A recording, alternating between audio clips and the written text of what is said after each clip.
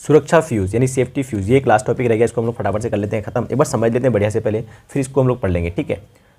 Fuse को समझने के लिए ना आपको एक छोटी सी बतानी चाहिए। किसी भी सर्किट में, किसी भी जो परिपथ, विद्युत परिपथ होता है, उसमें करंट बहेगी तब जब ये परिपथ ना कंप्लीट होगा, तभी इसमें करंट बह रही होगी। कहीं भी अगर ये इनकम्प्लीट लग रहा होगा, अगर आपको ऐसे है कहीं पे, तो इसमें करंट का मान कितना होगा, 0, क्योंकि यहाँ हवा गया है और हवा जो होता है वो चालक नहीं होता है, ठीक है, तो वहाँ से करंट जाएगी ही नहीं। तो अगर सर्किट इनकम्प्लीट है, यानी विद्युत परिपथ अगर इनकम्प्लीट है, तो इसमें करंट का मान कितना होगा, विद्युत धारा का मान होगा 0। और यहाँ पे विद्युत धारा का मान अगर आप बैटरी वगैरह दोगे तो आएगी कुछ ना कुछ, ठीक है।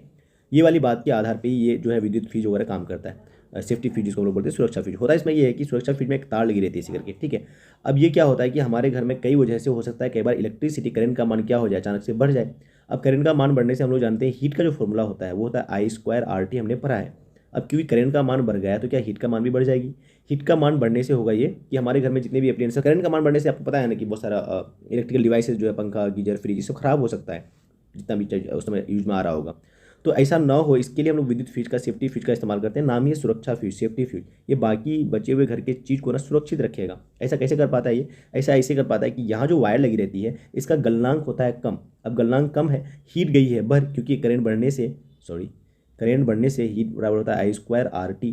करंट के बढ़ने से हीट बढ़ गई है, हीट बढ़ने से होगा क्या कि ये इस तार को ना गल जाना चाहिए। तो इस तार का क्योंकि हम लोग गलनांक जानबूझ के कम रखते हैं, तो ये आसान से क्या हो जाता है, गल जाता है। आसानी से क्या हो जाता है भैया, गल जाता है। और गलने से ये देखो अब सर्किट जो है वो इनकम्प्लीट सी हो जाएगी, ऐसी हो जाएगी, क्योंकि यहाँ पर तार लगी हुई है ही नहीं। तो इसमें क्या होगा, आगे करंट जा ही नहीं पाएगी। अब जब करंट आगे जाएगी ही नहीं, तो जितने भी एप्लायंसेस लगे हुए घर में हैं वो सारा क्या हो जाएगा, सुरक्षित रह जाएगा, सेफ। तो देखा आपने, अब ये डेफिनेशन आपको लिखते हुए आना है अगर एग्जाम में अगर आ गया तो। यह एक सुरक्षा उपकरण है जिसका उपयोग विद्युत उपकरणों को सुरक्षित रखने के लिए किया जाता है। सुरक्षा फ्यूज को हमेशा जो है सुरक्षा होगा, आकाश उड़ गया है। फ्यूज को हमेशा कौन सा क्रम में जोड़ा जाता है, श्रेणी क्रम में, याद रखना। ये एग्जाम में ऑब्जेक्टिव बन कर सकता है कि सुरक्षा फ्यूज को समांतर में जोड़ते हैं कि श्रेणी में, तो श्रेणी में। ऐसा इसलिए कि ध्यान से देखो, अगर सुरक्षा फ्यूज को आपने अगर समांतर में जोड़ लिया, यहाँ पे जोड़ लिया है, तो जो करंट बढ़ गई है, करंट बढ़ गई तो यहाँ पर ये गल जाएगा, ठीक है, गल जाएगा तो करंट आगे जाएगी नहीं।